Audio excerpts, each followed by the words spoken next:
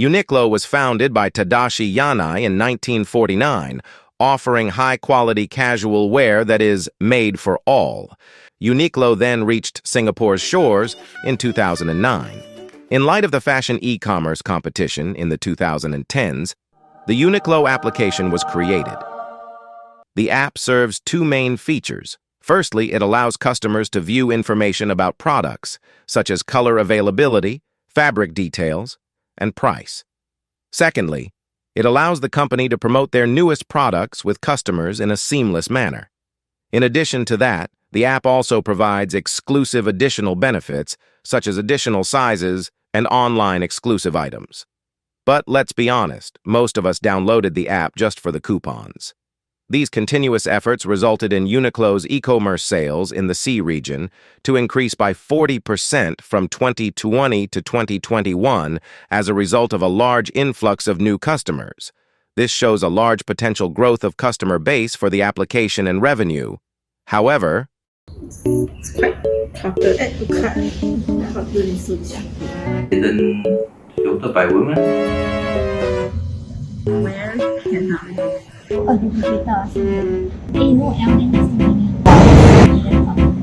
to test the ease of usability of the Uniqlo application, we invited 5 participants to complete 4 tasks. Round 1. Find a pair of white socks with a $10 budget and a green work blouse with a $40 budget. All of our participants managed to find the sock and the blouse successfully, but not without encountering some challenges along the way. The home screen, where it all begins, turned out to be a bit of a puzzle. Uniqlo, in its quest to keep you informed about various products and launches, expects its users to embark on a vertical scrolling adventure. However, this means endless scrolling to discover any products, collections, or special events. While there are intriguing categories, hello, TikTok trends, it's only useful if users know they should scroll or are up for a bit of scrolling action. Now, you might be wondering, a cluttered homepage is like stumbling upon a bustling marketplace, filled with exciting stalls. Sounds fun, right? Nope, not always. Too much information can overwhelm users, causing a spike in their cognitive load. And, unfortunately, the app doesn't make it easy for them, where one might need to scroll for quite a bit before they can find what they need or want. As a result, they might hit a patient's roadblock, leading to frustration and possibly tarnishing their shopping experience. Unfortunately, the cluttered homepage also became a problem for our users in our second scenario. Find the upcoming collection and add some items to your wish list. Round 2. Fight! Picture this. You're on your favorite clothing app, eagerly searching for the upcoming, yet-to-be-launched collections to add them to your wish list, so you don't forget about them. You start scrolling, and you keep scrolling. You scroll to the very bottom of the homepage before you finally find what you're looking for. Doesn't it feel like a digital treasure hunt? Now, you're not the only one facing this challenge. In fact, every participant in our study took a considerably long time to locate where the upcoming products were.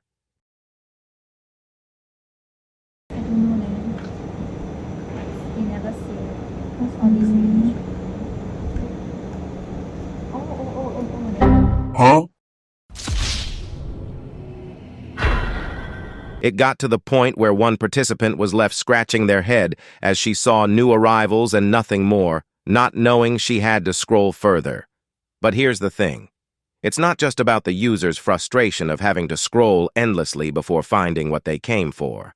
Think about Uniqlo's loyal customers, the ones who've seen teasers of those upcoming collections on social media. They're excited and eager to explore, but they shouldn't need a treasure map to find what they're looking for. So, what's our solution? First off, say goodbye to the endless vertical scrolling. Let's replace it with a swiping carousel on the home page. This allows the users to look at the products from one collection at a time, and these products can be viewed and swiped quickly over a vertical format. And to make life even simpler, we're suggesting a drop-down menu at the top of the home page. Click on this, and voila! A drop-down menu appears, listing all the different soon-to-be-launched collections, neatly categorized, yes to capitalism. Each launch name is bound by a box corresponding to a separate, distinct piece of content, creating a sense of boundaries. This can help users better orient themselves within the interface. With these, an efficient shopping experience will hopefully be at the user's fingertips. Moving on to our third task. Users were tasked to purchase a piece of clothing for an imaginary friend with the following measurements: a bust of 90 centimeter, a waist of 67 centimeter, a hip of 95 centimeter, and lastly, a shoulder width of 42 centimeter. Round 3. Fight! Let's see how long it took for each participant to choose the right size clothing for our imaginary friend.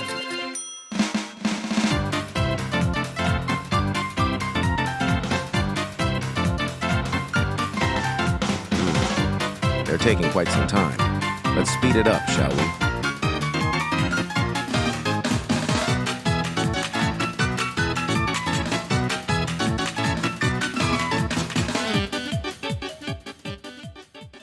As we can see, though all the participants were eventually able to complete the task, a lot of confusion was observed when they were viewing the size charts, trying to decide which size fit the best. Perhaps a word from our user who took the longest. So it was a bit confusing because I actually did mix the inch and cm earlier, because they are all like so closely like stacked together.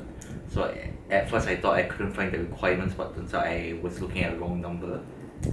And also there were two different like size charts, so I wasn't particularly sure which chart I should have been following.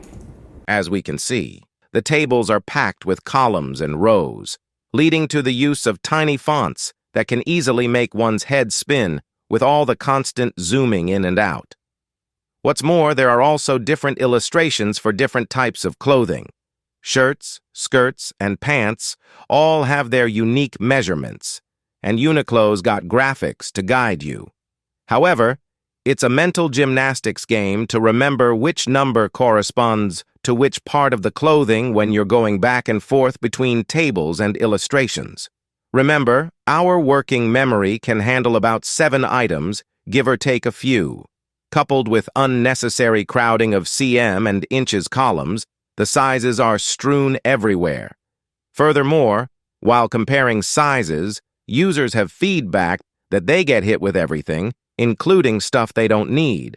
Our users reported that comparing sizes feels like navigating a maze of irrelevant information, which again imposes on their cognitive load. With regards to the size chart, we can draw wisdom from the fashion giant, Shein. In Uniqlo's design, 3 separate tables are presented, occupying a substantial screen area. We propose consolidating the size charts into a single, streamlined table that supports horizontal scrolling that will make size comparison a breeze.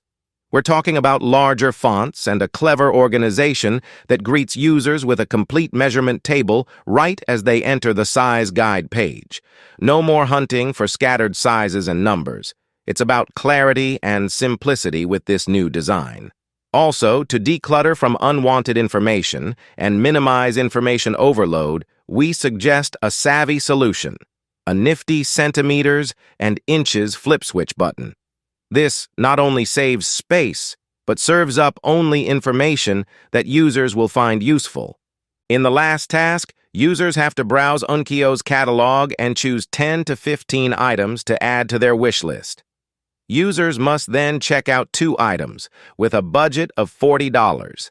Let's see how our participants did. Round 4. Fight! Well, it looks like all of them managed to complete the task, but seems like our participants found this straightforward task surprisingly challenging.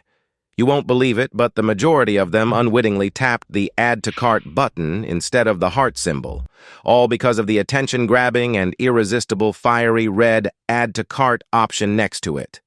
Also, not everyone has a slim finger, but the Uniqlo app expects the same from users. If your fat finger misses the small heart, you enter the product listing instead. Let's roll up our sleeves and address these issues step by step. Taking a cue from successful shopping applications like ASOS and Shopee, we propose moving the wish list button away from the irresistible Add to Cart button. While the principle of proximity suggests that related elements should be placed close to each other to form a perceptible group, this needs to be thoughtfully balanced with the concept of visual distinction. Visual distinction demands that these buttons be sufficiently separated to prevent user confusion and distraction. Second, the minuscule size of the heart symbol in the wish list. It's almost like hunting for a needle in a haystack. To put things into perspective, Uniqlo's heart icon is barely 0.3 centimeters in height and width.